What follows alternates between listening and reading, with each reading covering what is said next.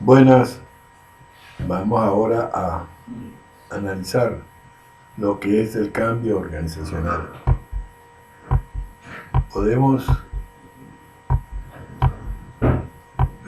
revisar las siguientes definiciones.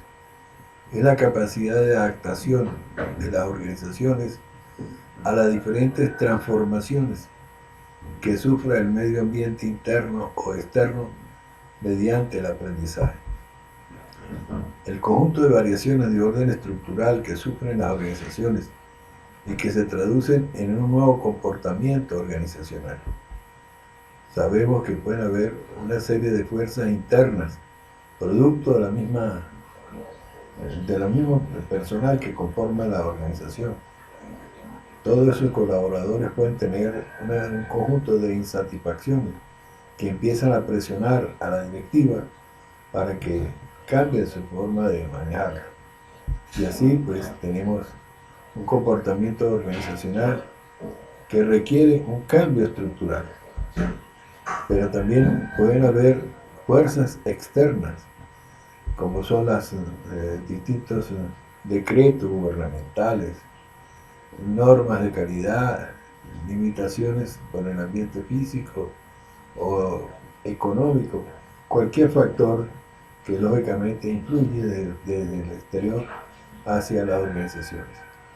Unas u otras o las dos al mismo tiempo son lógicamente factores que conducen, lo que influye, lo que determina la necesidad de cambiar dentro de la organización. Y ese cambio, la idea es que vaya de la mano con el aprendizaje, es decir, que contribuya a que reflexionemos, porque se aprende entendiendo de que necesariamente el cambio es necesario y que hay que adaptar la organización a que se produzca cualquier tipo de estas circunstancias y que se requiera cambiar. Hay un cambio en la estructura organizacional que abarca los siguientes elementos, que son la envergadura del control administrativo, el tamaño de la organización, es decir, el número de trabajadores,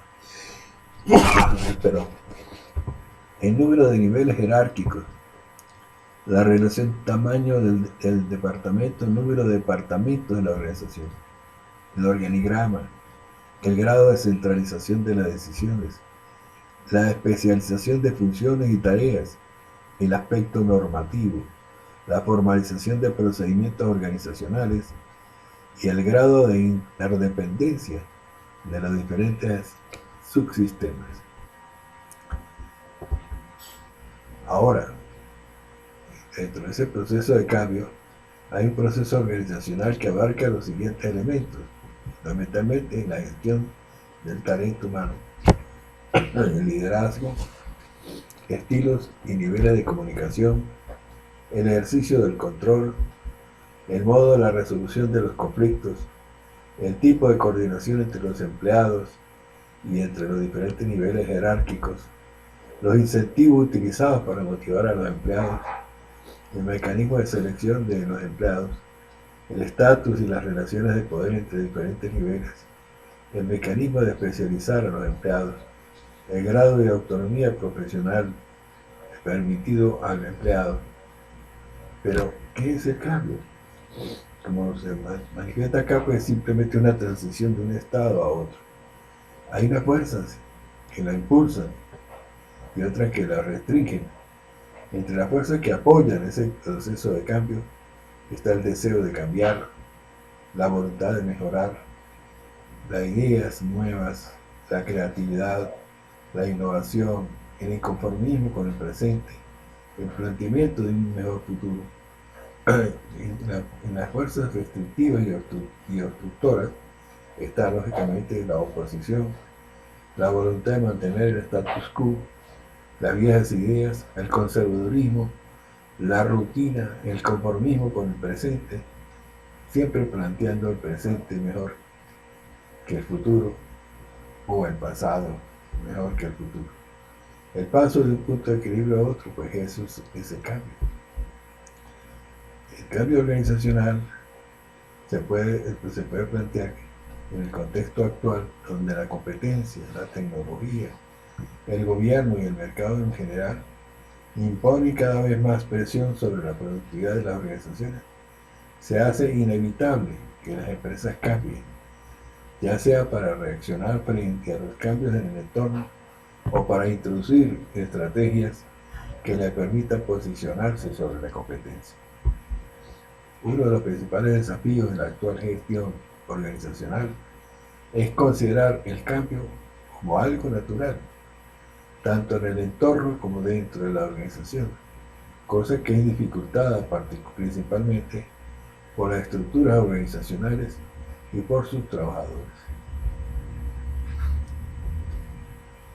Se plantea que el cambio organizacional es un proceso inevitable dentro de la naturaleza que involucra el paso de una situación a otra diferente, lo cual afecta de forma significativa las formas establecidas del comportamiento. A pesar de que el cambio es algo permanente en nuestras vidas, en la empresa es visto como algo riesgoso. Se evita lo posible porque genera escenarios inciertos que son difíciles de controlar. El problema actual es que no se puede existir sin el cambio, porque ahora cada estrategia exitosa es exitosa hasta que aparece otra y el lapso es cada vez menor, lo que obliga a las empresas a estar preparadas o simplemente ceder frente a la competencia. Hay una serie de fuerzas internas y externas que hemos planteado. Entre ellas están las siguientes. Entre las fuerzas externas están las características demográficas, como la edad, la educación, el nivel de habilidad, el género, la inmigración. Entre los procesos tecnológicos está la automatización de la fabricación, nuevos sistemas. Hay cambios en el mercado, como fusiones y adquisición, recesión, competencia nacional e internacional. Hay una presión social y política, guerra, valores, liderazgo. Pero asimismo también hay unas fuerzas de carácter interno. Y eso están fundamentalmente los problemas o expectativas del talento humano. Y entre ellas están sus necesidades no satisfechas, la insatisfacción en el trabajo, el absentismo y giro laboral, la productividad, la participación, las sugerencias. Y hay una serie de conductas y decisiones directivas que les afectan, como el conflicto de liderazgo, la organización estructural, los sistemas de compensación. Todos estos factores pues influyen en la necesidad de cambiar. Aspectos del cambio.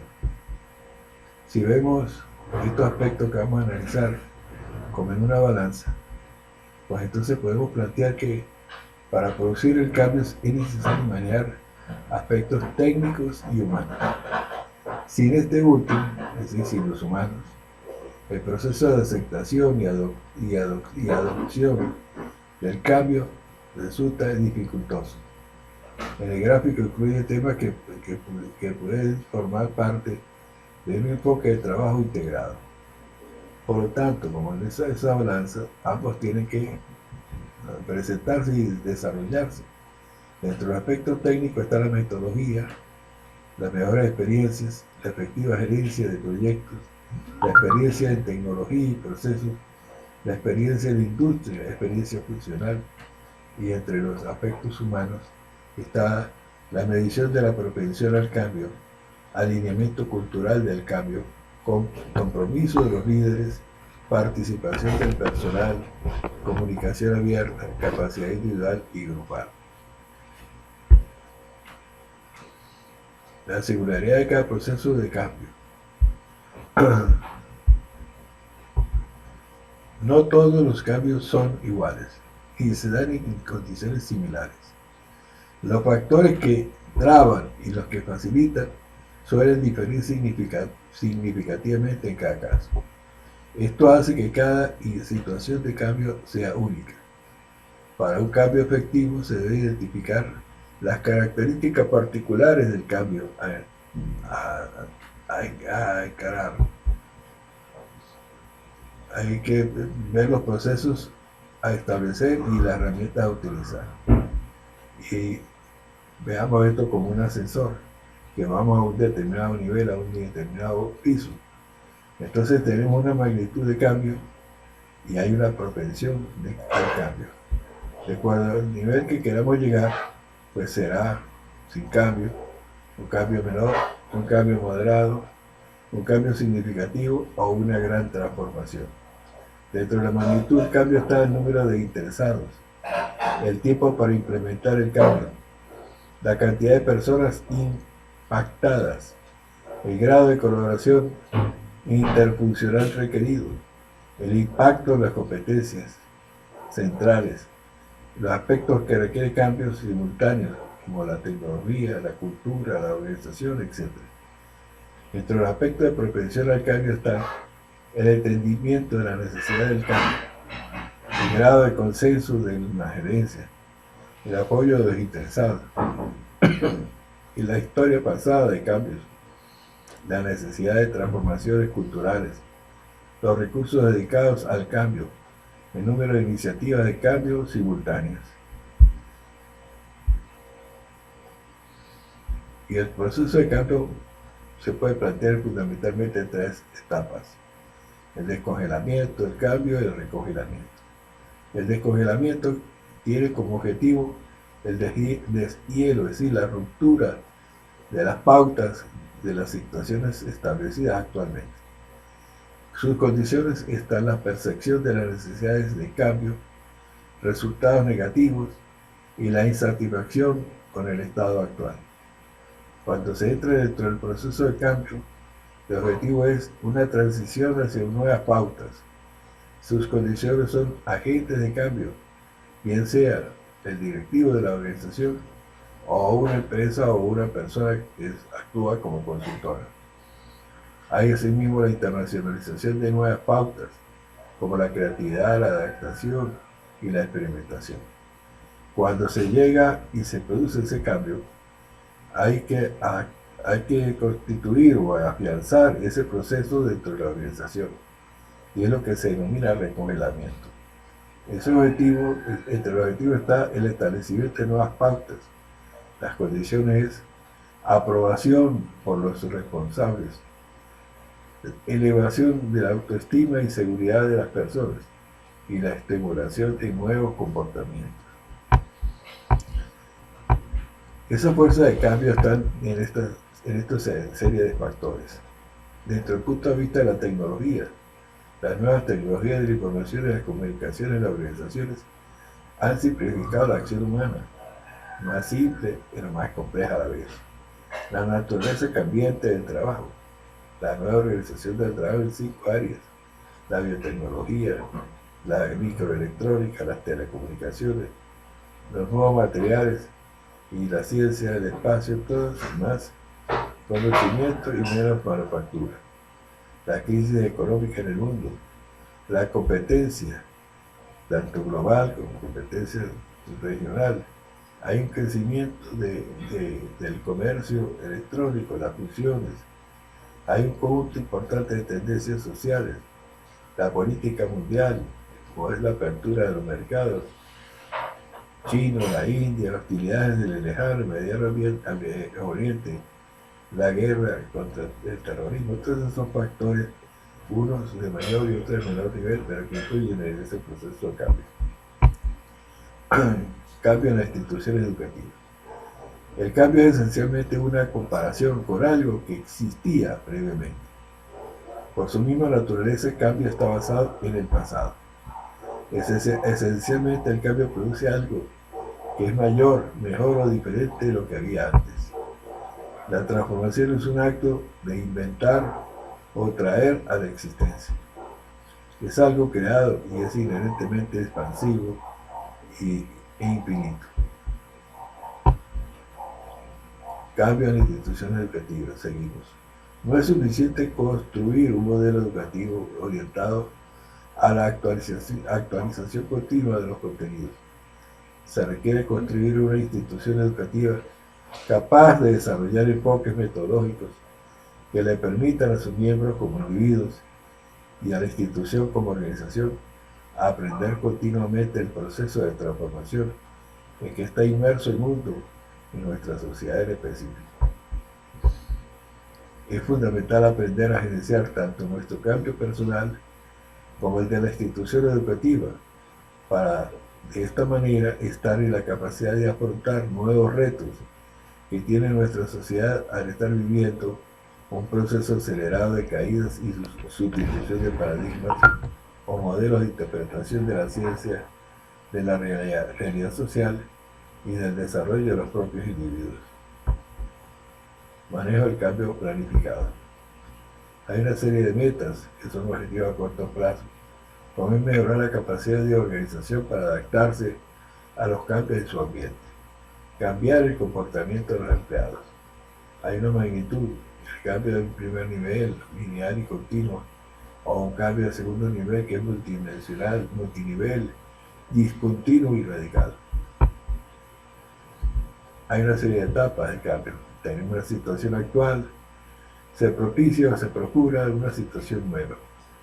Pero como lo hemos dicho, hay unas fuerzas que apoyan ese cambio y otras fuerzas que, por el contrario, la restringen. Y todo está en función del tiempo para desarrollar y hacer una buena planificación para que se desarrolle el cambio. Pero el cambio no solo afecta a las organizaciones, sino también a cada una de las personas consideradas individualmente. Las organizaciones están formadas por individuos y no se puede esperar que con acciones de estrategia organizacional se logre aumentar la flexibilidad si los individuos que la integran no logran aumentar sustancialmente su capacidad de cambio al mismo tiempo. Pero el cambio como fenómeno emocional. ¿Qué puede provocar el cambio? Incertidumbre, temor, desconfianza, tensión, ansiedad. Esos son factores que tiene que tomar en consideración quienes están al frente del cambio para disminuirlos o eliminarlos. ¿Cómo? Conversando con cada uno de los trabajadores y explicándoles el proceso e informándoles de todas las cosas que se van desarrollando y cómo se pueden ver ellos afectados o no. La gestión del yo en gerencia del mismo de sí. Hay una resistencia al cambio. Siempre, en cualquier cambio, así sea el más sencillo, siempre surge la resistencia. Incluso en la pareja, si la esposa que hace alguna cosa en la cual no involucra al marido y este no participa, pues enseguida se opone, y aun cuando participe siempre está buscando la forma de cómo resistirse a las cosas que se están haciendo. Si eso no se hace de una forma consensuada, pues lamentablemente surge una resistencia mayor al cambio. Entonces, una de las dificultades del cambio es que algunas personas se benefician, mientras que otras sufren pérdidas, por lo que se resisten a él, es decir, al cambio, al verse afectadas de modos disímiles. ¿Cómo enfrentar la resistencia al cambio? Ahí debe haber una participación e involucramiento de todos los actores, como es lógicamente una capacitación y educación, un apoyo constante por parte de la organización, una cooptación o una negociación. Es positivo la resistencia al cambio, es positivo que las organizaciones y sus miembros se resistan al cambio. Sí, proporciona estabilidad y predecibilidad en el comportamiento. No, si obstaculiza la adaptación y el progreso y es una fuente de conflicto. La resistencia puede ser manifiesta o implícita, o inmediata o diferida. Si es manifiesta, pues lógicamente permite que la directiva o que los que están dirigiendo el cambio pues lo puedan ayudar, apoyar a las personas o a las personas que se oponen al cambio. Pero si esta no es de forma manifiesta, sino que es en forma implícita. Si es en forma diferida, pues lamentablemente eso afecta más al proceso de cambio. Hay una resistencia al cambio desde el punto de vista organizacional y otra desde el punto de vista personal.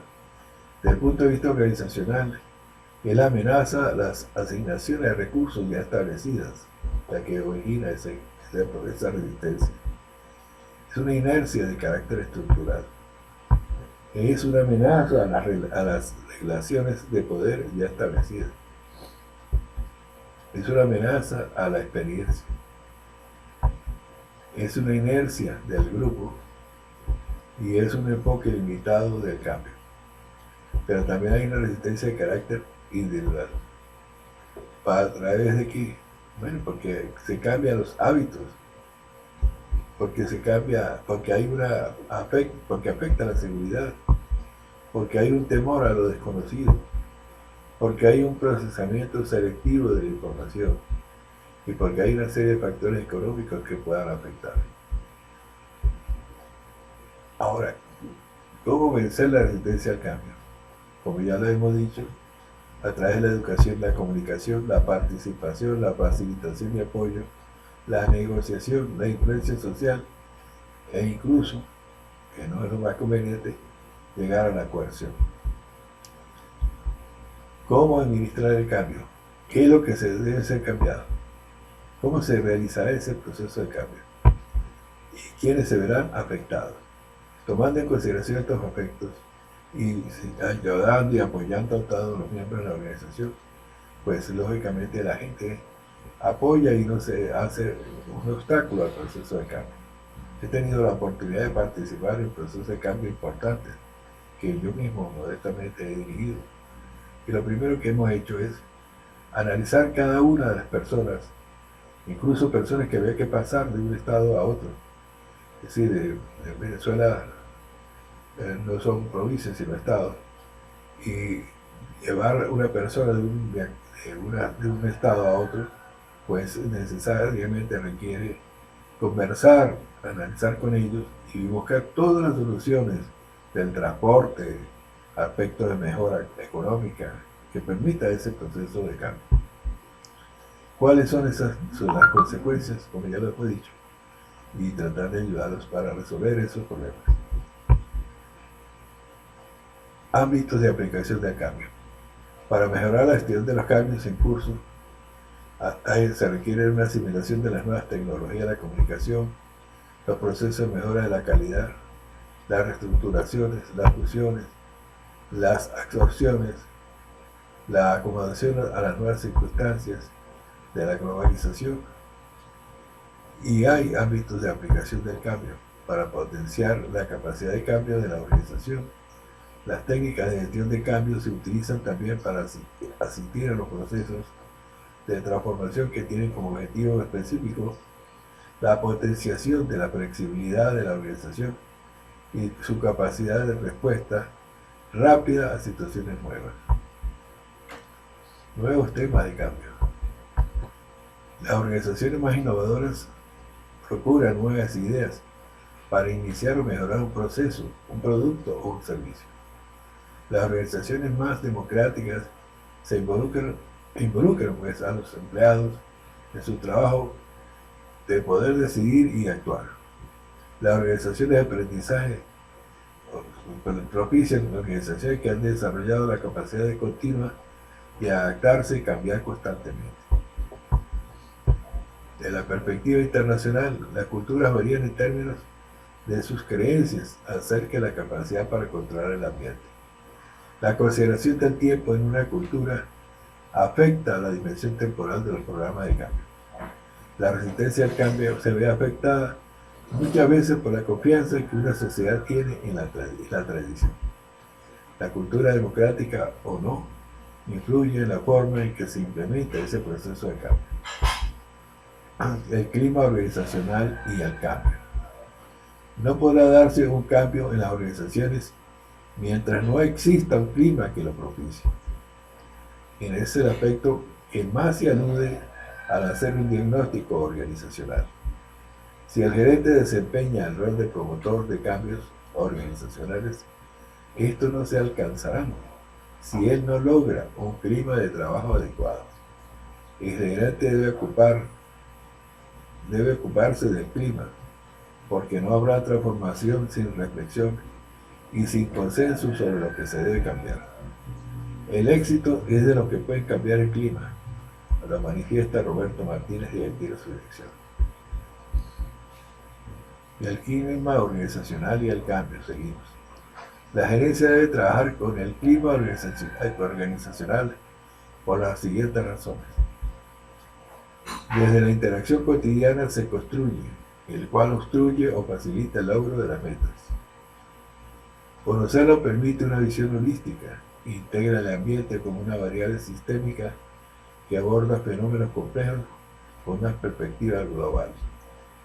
Al ser construido por los miembros de la organización, permite la autorreflexión y de ahí diseñar acciones para mejorar esa construcción, todo en incrementar la eficacia de las prácticas organizacionales. El clima organizacional y el cambio. Existen 3 enfoques para estudiar el clima organizacional. El objetivo, que comprende las características permanentes, tales como el tamaño de las organizaciones, la estructura organizativa, la complejidad de los sistemas organizacionales, el liderazgo y las orientaciones de las metas.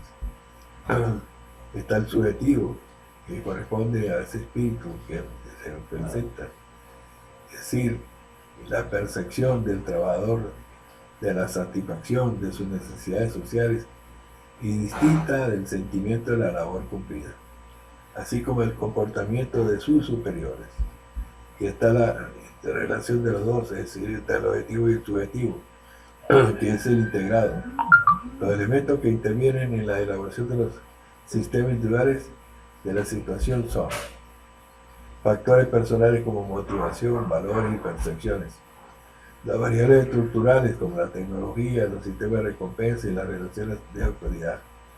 Y las metas operativas del sistema que corresponden a los estudios futuros deseados.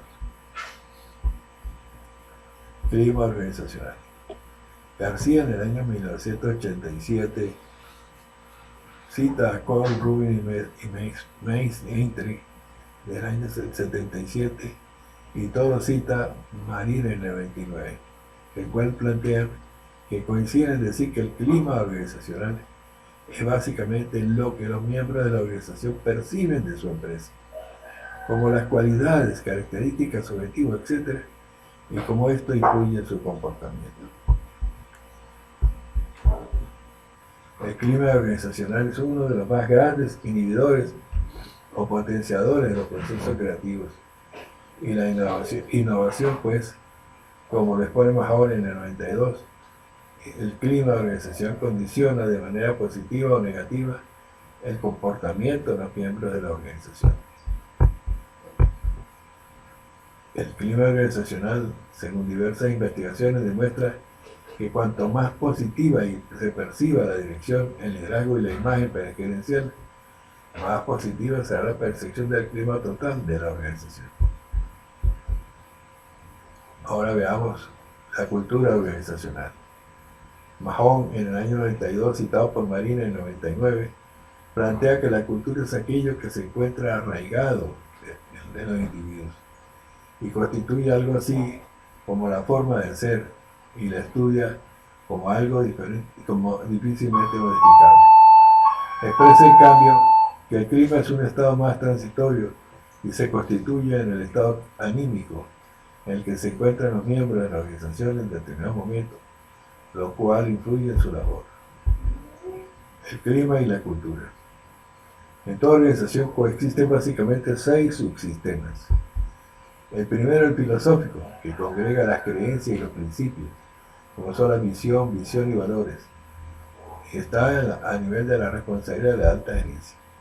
El actitudinal, que comprende los comportamientos y relaciones, comportamientos, sentimientos, relaciones, comunicaciones, sentido de trabajo, responsabilidades, participación, lealtad. Estos dos subsistemas, el filosófico y el actitudinal, constituyen lo que se denomina el clima organizacional, que es el ambiente o temperatura psicológica que irradia en la organización. Hay un sistema estructural que corresponde a las dependencias e inclusiones.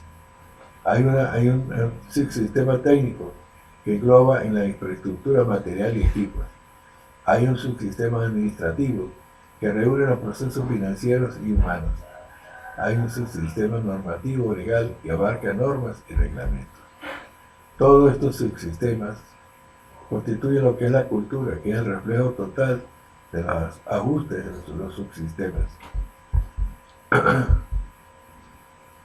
Hay un clima escolar. Entre los factores detectados como condiciones del clima escolar se destacan la condición económica o remuneración del docente, la infraestructura característica de la planta física del plantel, la mínima participación en la toma de decisiones de los miembros de la institución, como son los profesores, los estudiantes, los padres y los representantes, la creencia de metas académicas, el liderazgo rígido, el control centralizado de la cúspide de la organización, la identificación de los miembros con la institución, la interacción y relación personal alumno y alumno-alumno y alumno-docente y docente-directivo. Toda esa relación y todos esos factores es el clima que se presenta en la institución educativa. La resistencia al cambio puede ser en las innovaciones pedagógicas que se van a presentar.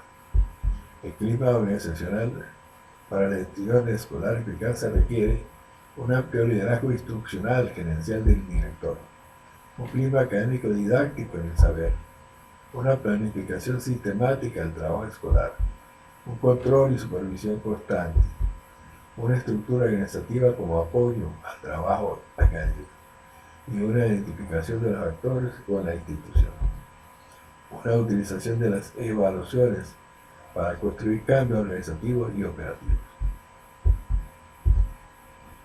Ahora, hay distintos modelos de cambio. Uno de los más que suelen ser usados es el de Kurt Lewin, en el cual, como ya lo vimos, hay una etapa de descongelamiento, uno que va hacia el cambio y una de recongelamiento, que ya hemos analizado. Enfoque sobre la administración del cambio. El modelo de cambio de Kurt Lewin, como ya sabemos, pues hay una serie de fuerzas de apoyo y otras restrictivas. Vamos de un determinado estado a otro, pero hay un elemento que está ahí, el status quo que se tiene. Hay que vencer esas fuerzas restrictivas y apoyarnos en las fuerzas que nos favorecen para producir el cambio. Todo eso requiere un tiempo.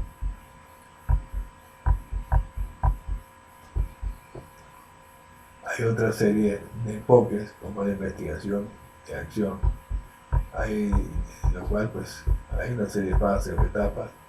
Asimismo está el desarrollo organizacional, está lógicamente una serie de iniciativas dentro de ese proceso y actividades que hay que desarrollar para producir el cambio. Hay otro entrenamiento de sensibilización o grupos T, que se requiere un método para cambiar el comportamiento mediante relaciones no estructuradas en el grupo. Toda esa serie de aspectos y modelos propician el cambio. Y existen otra serie de métodos. Todo eso en procura de apoyar el cambio organizacional. Muchas gracias.